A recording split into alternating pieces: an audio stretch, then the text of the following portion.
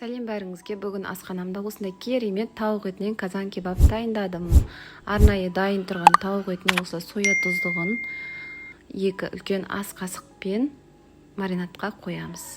Және күнбағыс майын қыздыруға газымызге қоямыз. Картопымыз дайын туралып тұр.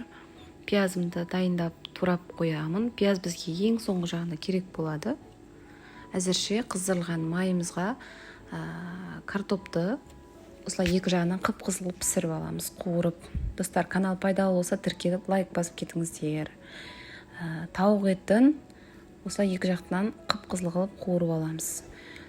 Пісіп тұрған картопымызға универсалды приправаны сеуіп жіберемін. Тауық етін бізде дайын, мінекей достар. Күнбағыс майын жарты ожаудан алып, пиязымызды қуырып бастаймыз. Бетіне дайын тұрған картопымызды саламыз.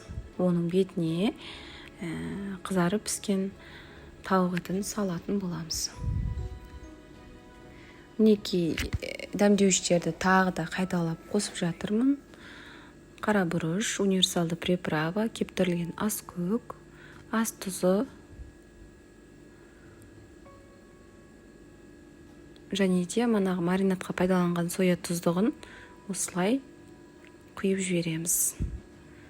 Қайнаған судан 1 стаканның көлемінде, кішкентай стаканмен 1 стаканның көлемінде қайнаған су құямыз.